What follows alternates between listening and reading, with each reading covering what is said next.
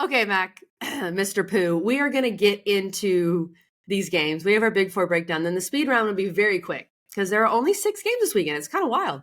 Love that for So us. let's start with the highest ranked team in the ACC, the Miami Hurricanes, number 5. Miami is hosting Duke at noon on ABC. Miami is a 20.5 point favorite. Both these teams coming off very different games. Miami blew out their rival in Florida State. They're feeling good. They finally had that blowout that we needed to see, at least as of late. They took care of the football, which was big.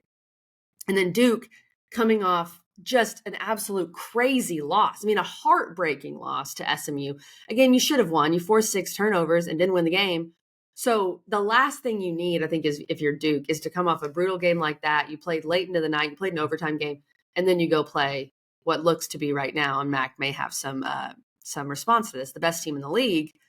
This just seems like a really tough turnaround for Duke. Yeah.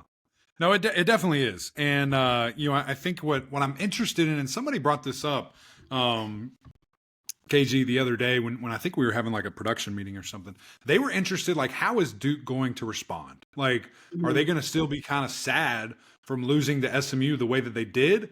Or are they ramped up, ready to go? To me, I think, number one, I think about that defense and how good they are and the things that they've done, but also other individuals, throughout the entire offense. Like, this is an NFL game. This is the first tape that these guys are going to watch if they're evaluating you. So to me, it's like, hey, you got to move on and move on in a hurry. So that's the first thing that I think, okay, there's going to be some juice here to this game. And Miami will face that the rest of the year. Everybody Miami plays is going to be up and ready. Like, this is now a Super Bowl for everybody that they play.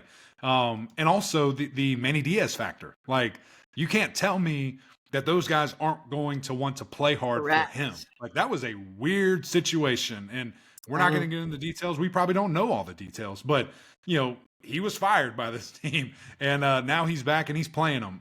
So number one, how he feels is going to be fascinating. I'm sure there's all kinds of emotion and things of that nature going to Miami, but also for his guys wanting to play hard for him and wanting to execute and play at a high level. So I think Duke is going to obviously have their best foot forward. And can they, replicate what Florida State did? Obviously that was Cam Ward's toughest day. It was his least productive day. And I think a lot of that reason was you saw a bunch of 2-man. You saw a lot of 1-high man-to-man across the board. And those guys were giving them fits. And I'd probably sit here and argue that Duke's defense is better, like more equipped and things of that nature. So I'm excited to see that. Excited to see Cam Ward go against this defense. I mean, these guys are, still amongst the top in the conference in sacks, in tackles for loss. What are they going to be able to do? How are they going to respond? I know they still were very efficient and elite running the football last week, but they want to pass it, and Cam wants to pass it. And can they execute that at a super high level? That's going to be fun to see. But there's a lot of one-on-one matchups across the board that I'm super intrigued about. Mac, how much of, you talk about how Florida State was able to defend Miami. How much of the lack of passing game do you think was on the receivers? And how much of it was on Cam Ward? I mean, to see a guy like Restrepo get shut down like that, and we'll talk about him perhaps in our underdog picks, do you put that as much on Cam, or were the receivers not really getting separation? Yeah, it's a little bit of both, obviously. I think that the mixture there of, you want your quarterback throwing in tight windows, you want your receivers to get bigger windows. Like it is that duel, but everyone has a piece of it. It's one of those things. And, Cam even joked about it with us. He said, it's easy for me. I'm throwing the guys wide open. Well, that wasn't the case against Florida State. And so, I think there's something to both. And the Noles had a good plan. And listen, we talked about this is a rivalry. Who knows what happens? And again, they got blown out. Like, Miami killed them. There's no, real kind of discussion about it. But it was the least productive game so far that we've seen. So it is something of note. And can you replicate it while also, taking something else away? Probably not. That's the fascinating part. And we spoke about this a lot, about the balance. And okay, great. You want to take that away? Here's 250 piece right in your face for 3 touchdowns. We're going to run the ball. Thank you. Yeah, Miami ran the ball so well against Florida State. Damian Martinez was a monster. I think, when you look at Duke, they're second nationally in turnovers gained, 19. They're actually first in the Power 4 in that stat.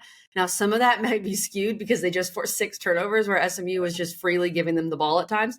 So Miami is a team that has had some turnover issues in the past, not as much against Florida State, but they have. Right. That could obviously change this game.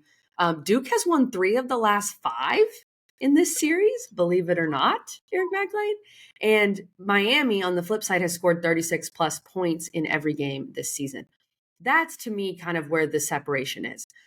I Right. think the Duke defense can hold up, but I'm not sure the Duke offense can do much. Even though Right. this Miami defense at times maybe hasn't looked as good as we thought it would, Duke has struggled to score. And I mean, Malik Murphy did look better. They were connecting on some deep balls against SMU. Right. But if Miami's going to score in the 30s, I don't see Duke doing that. But Yeah. Mac, this number honestly seems pretty high to me. What are your Mhm. thoughts on the number, on the 20 and a half? Yeah, I'm right there with you because it's moved a bunch. It started at 21 and then it went up to 21 and a half and then it went down to 20 and a half and I think it's at 20. I just pulled it back up Okay. on ESPN Bet and it's at 20 right now. I still think that's a ton of points. I don't know. I mean, maybe, but Miami, let's not forget, for over a month did not cover. Did not Yeah. cover. And so, it's one of those things, okay, we'll see. Now, again, I know they just blew out Florida State. I totally get it. And I'm not saying this is any indictment. I just think that's a big number. And, quite frankly, I'm probably taking Duke with the points, but I think Miami wins 14, 17, whatever it is. Good, comfortable win. But I don't know about 20. That's a big number. Yeah. I think Duke covers too, Mac. Yeah. Part of me thinks, Kelly, don't take Duke after they just had this terrible loss and then they're going on the Right. road to Miami. But I mean, Duke is better than Florida State. They beat them. You know that.